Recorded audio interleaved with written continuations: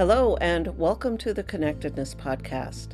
Just as you might have guessed, I talk about connection and connectedness on this podcast, our connection with everything in the world around us. Whether you see it or not, we're all connected, and it doesn't matter if it's our dog, our cat, our God, our body. And I'll also talk about some more abstract connections like our career or our land, our community, our emotions, your body.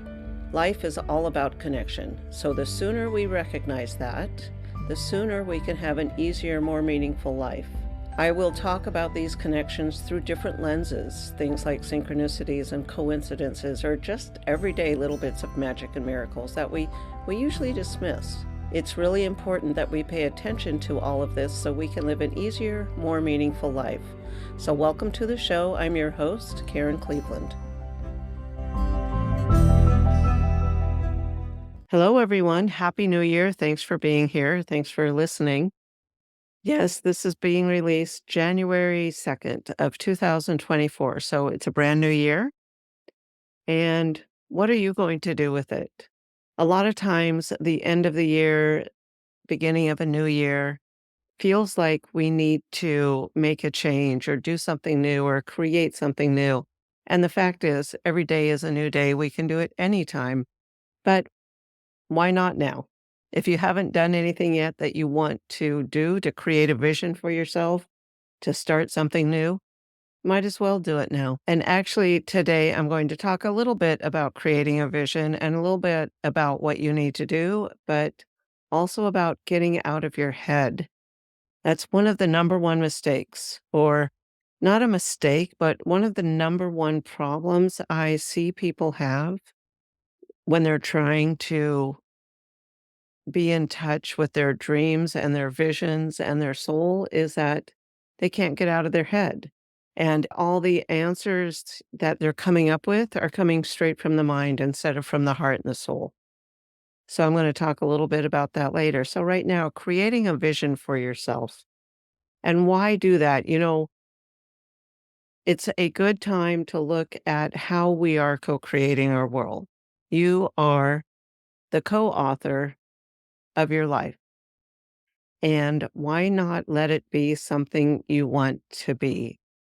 Someone that I really admire for having a vision and just seeing it through forever. Her name is Dr. Tererai Trent. And if you don't know her, she's from Zimbabwe. She is a very powerful example of having a clear vision and never giving up. So she was born into this very poor family in rural village in Zimbabwe, and she wanted to learn. She didn't have the opportunity to go to school because she was a girl. She taught herself to read, and she started reading her brother's school books. And then eventually she started doing his homework for him, and his grades started to improve. They started improving so much that the teacher was wondering what was going on and found out it was actually her doing the schoolwork. So the teacher pleaded with the father, please let her come to school. She's very smart. She needs to come. So she was able to go to school for a little while until her father sold her off to be married for a cow. So her father got a cow. She was young, got married, and started having babies. After she'd had 3 babies, the village got a visit from a nonprofit organization, and the woman that came asked every woman in the village, "What are your dreams?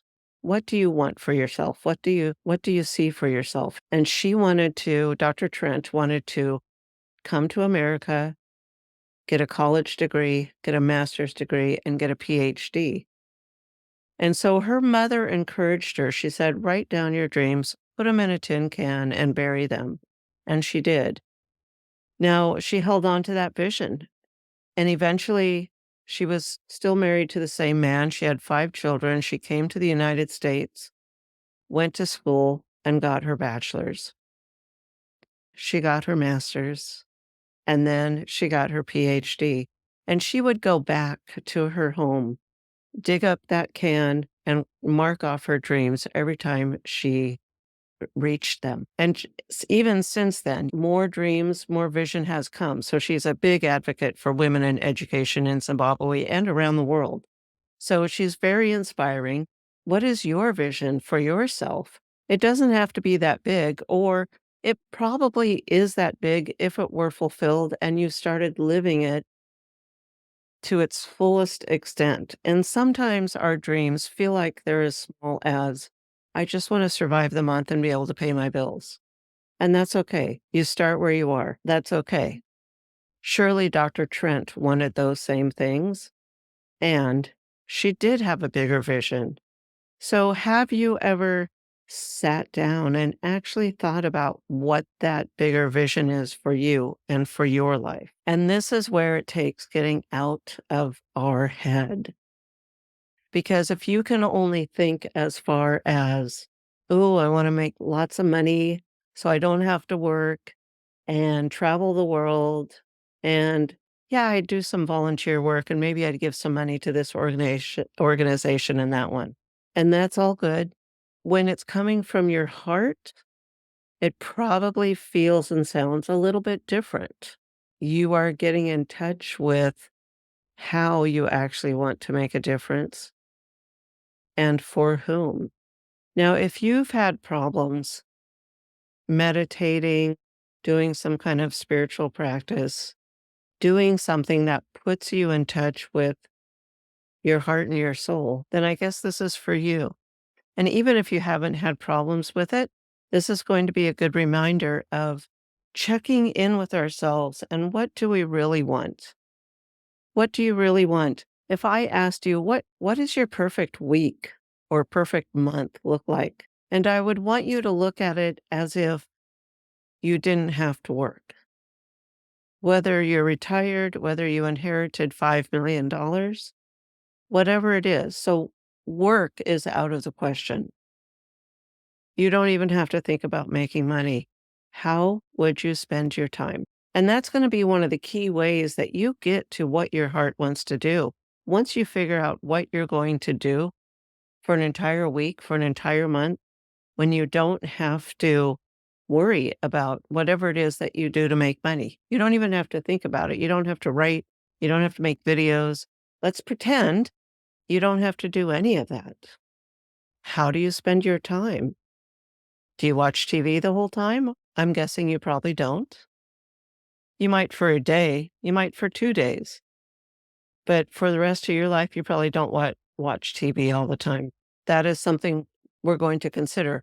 But before we actually get to that question, how do we move from our mind to a space of connectedness, to a space of the universal connection? How do we do that? There's several things that keep us in our mind. So there's different ideas depending on what is keeping you in your mind from moving down. Let me just throw out some examples and some possible solutions. And if it's something that applies to you, try it. And if it's not something that applies to you, then just go on to the next thing. If I ask you to sit down and to close your eyes and to just sit quietly for 10 minutes, what would happen? Do you start going through this to-do list of items that you need to get done? Do you start going through the shopping? I need to buy this. I need to buy that. I can't forget to write a thank you letter. I have to get gas in the car. I have to wash the car. I have to feed the animals. Okay, is that what your problem is? Is your brain afraid you're going to forget everything and you're not going to do everything you need to do? So that's one kind of problem. If your brain is too busy trying not to forget anything, then the solution is you literally keep a pad of paper next to you with a pen and you write it down and you write down whatever comes up. Because once it's written on paper, you can tell yourself it's there. I'll pick it up when I'm done and I don't have to worry about it right now. Now, what happens if you start doing this is you usually stop needing to write things down after about 2 or 3 times because your brain realizes she's got it covered. She's got it taken care of. I can trust it's going to get done. And it's kind of weird how our brain works that it thinks it has to be in charge of what we think and do. In some ways it does, of course. But if you start writing down the list, you can start to relax. You might even be able to get out of your head a little bit and start to move down to your heart. That's just step one. So stay with me to go through all these different ideas and to actually figure out how to get down into your heart. Let me ask you the next one.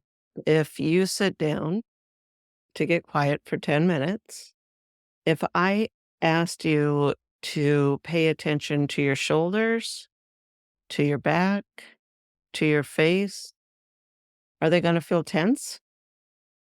Are you all tensed up? That tension in all of your muscles, it's a constant freeway of information from your brain to your muscles, the rest of your body. And even though it's not conscious, so you're not aware of, oh, I have to tense up my shoulders, I have to make my neck really stiff, I have to keep my back perfectly straight or forward or sideways. Okay, so even though it's not conscious, it's a working brain. And so you do need to consciously try to relax your muscles so you can stop the information, stop that freeway of keeping your brain busy. So literally, there's many different reasons I use this technique, but start with your toes. And you can say, with your eyes closed, thank you, toes, you can relax. Or you can check in with your toes and tense them and then relax them. Tense them and then just let go. And you work your way up your entire body. You can either thank it and let it know it can relax, or you just contract the muscle and then relax the muscle and go through your entire body. It it can take, 1 minute or 5 minutes or 10 minutes, depending on how much time you want to pay attention to each part of your body.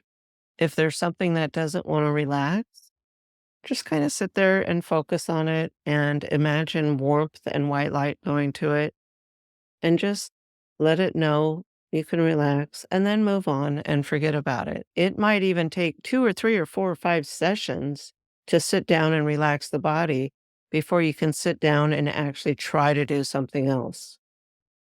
So just start doing it though. Start today. By Friday, Saturday, you should be able to sit down and get relaxed much easier than you are the first time that you try. There's another way that seemed to clutter up people's mind, and it's almost so obvious that people overlook it. So if you sit down to get quiet, whether it's meditating, visualizing, or just being quiet, and you are in a room full of junk, and by junk, I mean clutter. I mean piles of papers, piles of garbage, anything. That affects your mind being able to clear. And you can read about this in even the scientific journals that our surroundings, a cluttered space, clutters our mind because all these objects are taking up memory space in our head, energetic space.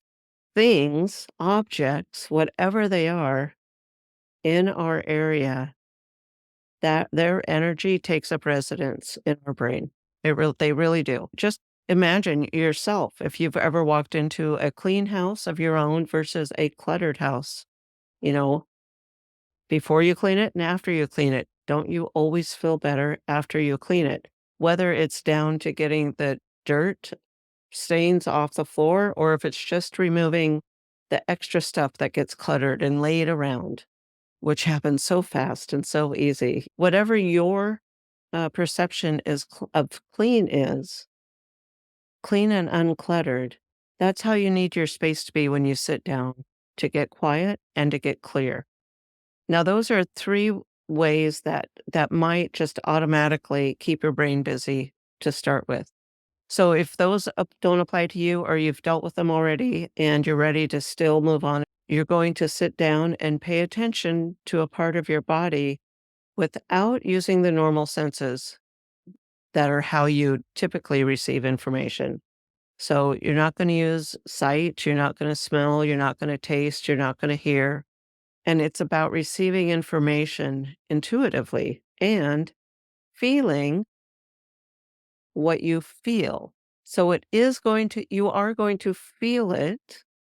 And that's not a way we often receive information without using all these other senses. So here's what I suggest you do: sit down in a comfortable chair,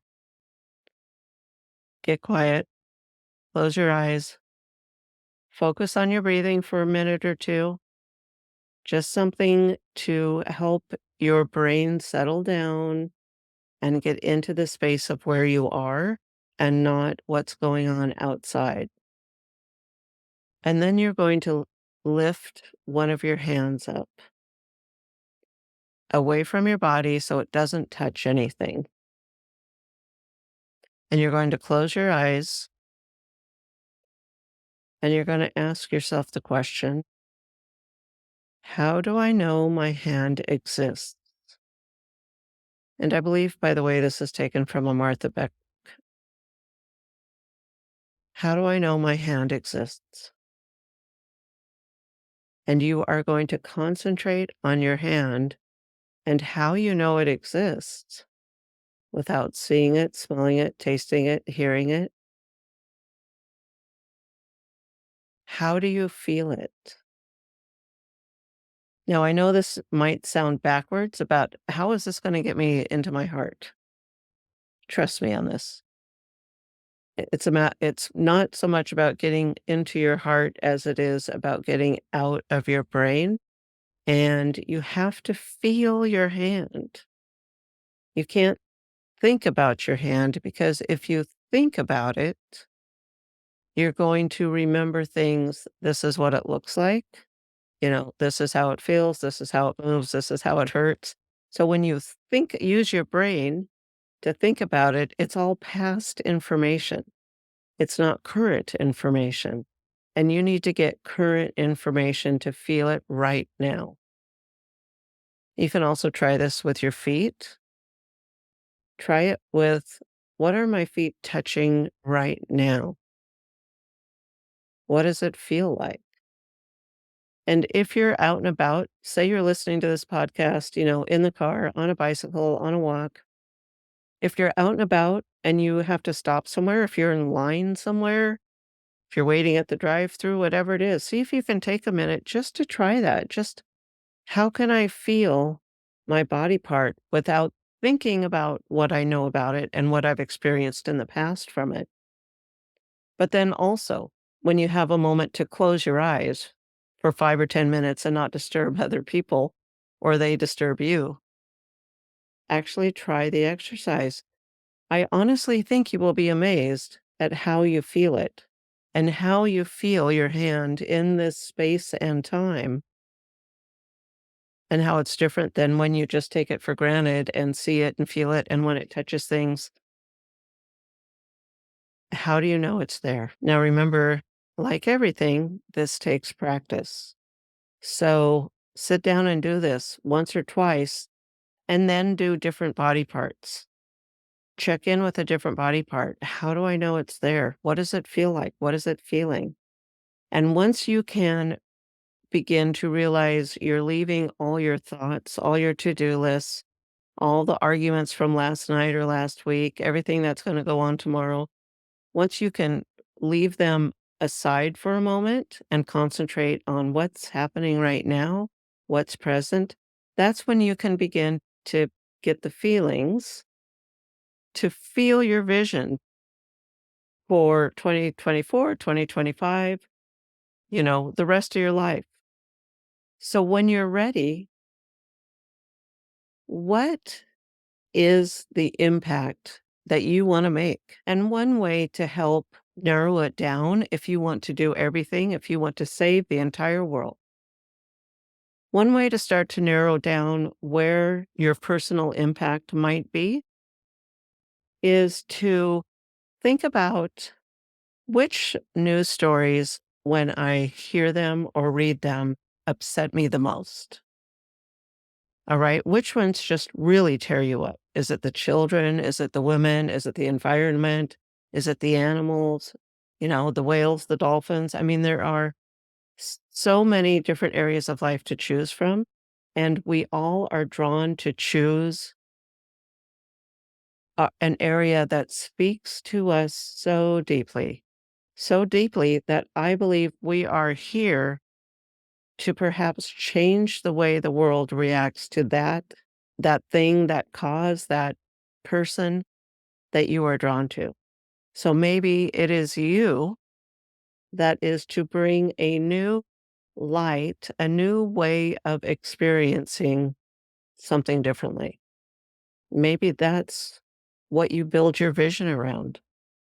And this obviously isn't an episode about how to create a vision as far as, a vision statement or a mission statement, but it's just, what is your intention? What is your intention? If you could do any kind of good with the next year and you didn't have to work for money, what would you be doing? How would you be doing it? Who would you be doing it with? Where would you be doing it? Kick that dream engine into gear, sit down, get quiet, take those steps to move into your heart. And what is calling for your action? What is yours to do? I don't expect you to get an answer the first time. If you do, that's fantastic. If it takes 5 times, 20 times, 35 times, that's okay too. Isn't it better to know in 6 months or a year than to never know? So better to start now, figuring out and co-creating that vision for your life, for the new year, whatever new year it might be, and learning how to listen to your heart, learning how to get into that space to allow that information to come out. So perhaps what I might have missed is in talking about this is, once you're able to let all that go, and once you're able to discern, what is my thing? What is my social cause? What upsets me the most? Let's say it's homelessness. When you realize that, and you still don't know what to do, you don't know what your next steps are, that's perfectly normal. But begin to look around and see, what can I do? I can't save every person on the street. I can't feed every person on the street. I can't donate enough money. What's one thing I can do? And just start small. What is one thing I can do for one homeless person today? So start small, and eventually, when you're headed in the right direction, opportunities arise. And because you'll be checking in with your body, it feels good or it doesn't feel good. When there's something that feels good, that's the direction to go. So when opportunities arise and you check in, is that something I should do? Yes or no? And you just start following that. So again, Happy New Year. It's going to be a fabulous new year. It's going to be a fabulous 2024, wherever it finds you. And whatever has come before, you have an opportunity to start to shift the change to that and move into your new vision for yourself and for your life. I look forward to talking and connecting with you later. Bye-bye.